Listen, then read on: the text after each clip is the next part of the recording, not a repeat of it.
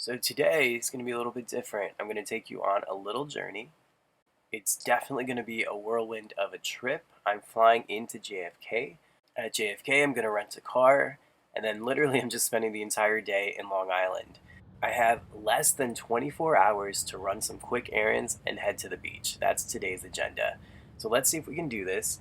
If you've never been to Long Island, hopefully in this video you'll get an idea of what it's like to be over here and maybe inspire you to come visit and see some of my favorite places. Now, I find that no matter how often I fly, I always get excited for flights.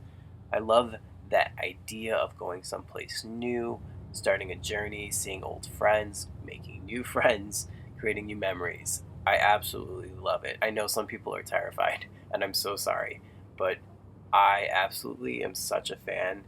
The views never cease to amaze me. If you look out the window, like, what? It's amazing. I'm always scoping out new places to visit, places I've never been before. If you have any recommendations, please let me know in the comments below. Now, here's a flight tip of the day. For me, at least, if it's a shorter flight, I'm totally a window person. I like to see the views. However, if it's a longer flight, I'm always going to choose the aisle seat, and that's just because I hate bothering people. If it's a longer flight, I know that I'm just going to be restless. I'm going to want to do some laps. I know I'm going to want to stretch. At some point, I'm going to have to use the bathroom. So I know instead of bothering someone multiple times to get in and out, I'd rather just have that aisle seat. Alright, so I just arrived at JFK. I'm currently making my way to the SkyTrain. Once I get on the SkyTrain, I'll get off at Federal Circle because that's where all the in-terminal car rental agencies are, and that's where I will pick up my car, and then we will be on our way. Do you ever wonder how they park these cars so close together without actually having them crash? It's mind-blowing. So our first stop is the Americana in Manhasset. This is an outdoor shopping center with just like a lot of high-end stores and a couple really nice restaurants. So I just popped into the Louis to check out some of the new sunglasses that just came in, and I think I might be taking these home with me today. All in all, this is definitely one of my favorite shopping centers in Long Island. Next up, we are stopping at Ralph's. It is known for their Italian ices.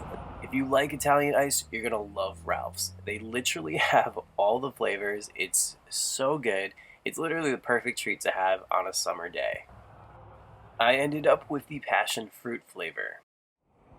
Next stop is Roosevelt Field Mall, and I just figured I would show you the outdoor seating situation.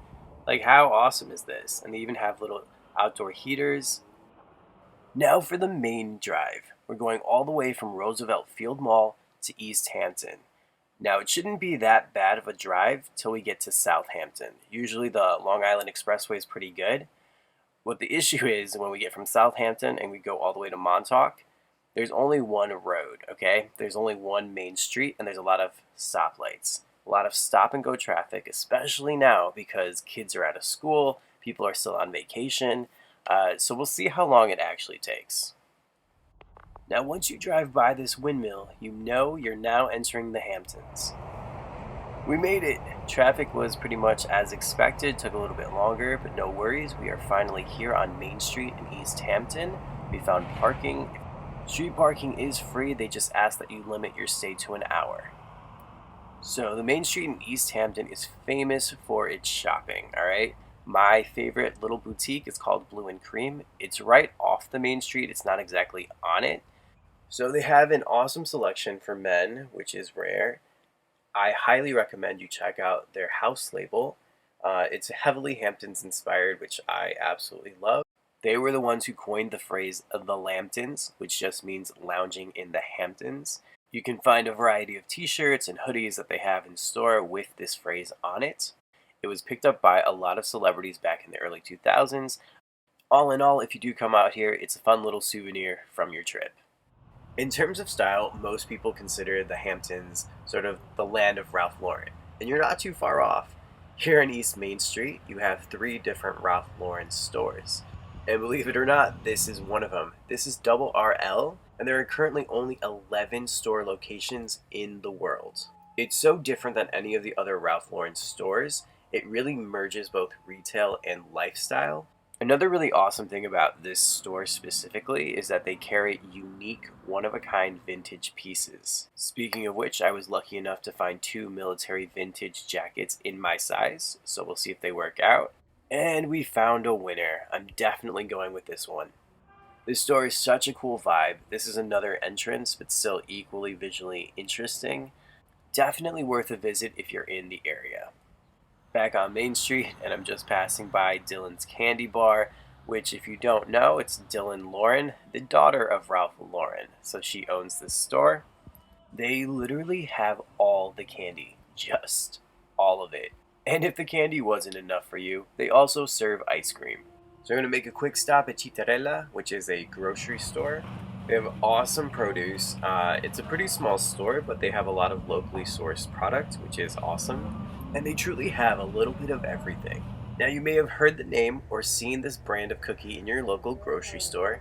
It is in fact a Southampton-based bakery. Now, this is just a small window of what East Hampton has to offer. There are so many locally owned restaurants and businesses worth checking out if you're in the area that may not be on the main street. And here we have the famous East Hampton Windmill House. So the next stop is the East Hampton Main Beach.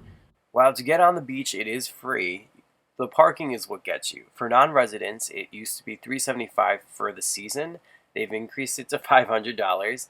And then for a day pass, one single day pass, it used to be $25, which was a lot. They've increased it to $50 because of the COVID-related costs. Aside from parking, this is really a solid beach to come to for an awesome beach day. I'll usually come here during the week to avoid the masses, but it's usually pretty nice. The sand is super clean, and it's only around 6 minutes from Main Street.